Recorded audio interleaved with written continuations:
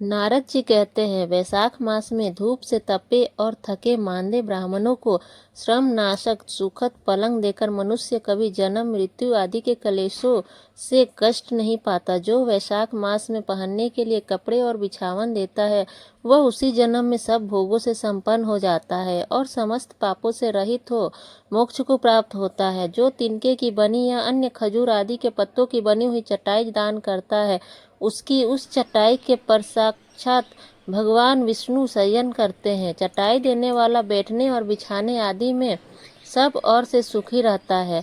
जो सोने के लिए चटाई और कंबल देता है, वह उतने ही मात्र से मुक्त हो जाता है।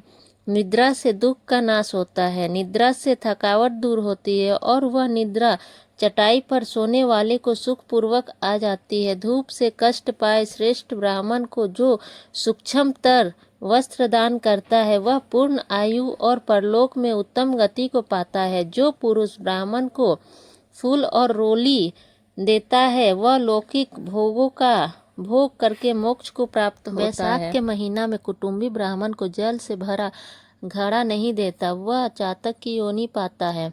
और जो तृषा से व्याकुल महात्मा को शीतल जलपान कराते हैं, उसे ही राजेंद्र सो राजसूय यज्ञ करने का फल प्राप्त होता है। जो धूप परिश्रम और पसीना से व्याकुल ब्राह्मण को पंखा से हवा करता है, वह सब पापों से रहित होकर गरुड़ के समान हो जाता है। जो मनुष्य वैशाख में ब्राह्मण को पंखा नहीं देता, वह अनेक प्रकार के वात रोगों से पीड़ित हो नरक भोगता है। जो थके हुए ब्राह्मण को वस्त्र से हवा करता है, वह सब पापों से छूट विष्णु भगवान की सायुज्य पाता है। जो शुद्ध मन से तार का पंखा दान करता है, वे सब पापों से छूट विष्णु लोक को जाते हैं। तुरंत श्रम दूर करने वाले पंखे का दान नहीं करने वाले अनेक प्रकार की नरक यातनाएं भोगकर संसार में पापी होते हैं। हे राजेंद्र, आध्यात्मिक दुख की शांति के निर्मित वैशाख मास में छत्री दान करना उचित है। जो मनुष्य विष्णु भगवान के प्यारे इस वैशाख मास में छत्री दान नहीं करते, उनको कहीं छाया नहीं मिलती और वे महाक्रूर पिशाच बन पृथ्वी पर घूमते हैं।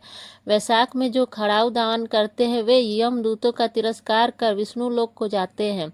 जो वैशाख मास में जूता दान करते हैं, उन्हें नरक की यातना नहीं भोगनी पड़ती, न उसे संसार के दुख सताते हैं। ब्राह्मण को याचना करने पर खड़ाऊ दान करने वाला पृथ्वी पर करोड़ जन्म तक राजा होता है। जो मार्ग में श्रम को दूर करने के लिए स्थान बनवाता है, उनका फल वर्णन में ब्रह्मा भी असमर्थ है। दोपहर को जो कोई अतिथि या ब्राह्मण मिले, उसको भोजन करने का फल ब्रह्मा जी भी वर्णन नहीं कर सकते हैं। हे राजन, अन्नदान मनुष्य को तत्काल तृप्त करने वाला होता है। अन्नदान के समान कोई दान नहीं है। जो मनुष्य मार्ग से थके हुए ब्राह्मण को आश्रय देता है, उसके पुण्य फल के कहने की ब्रह्मा में सामर्थ्य नहीं है। भूखे मनुष्य को स्त्री पुत्र घर वस्त्र अलंकार आभूषण कुछ भी अच्छे नहीं लगते, पेट भरने पर ही सब अच्छे लगते। हे राजन, अन्नदाता में सब धर्म निवास करते हैं।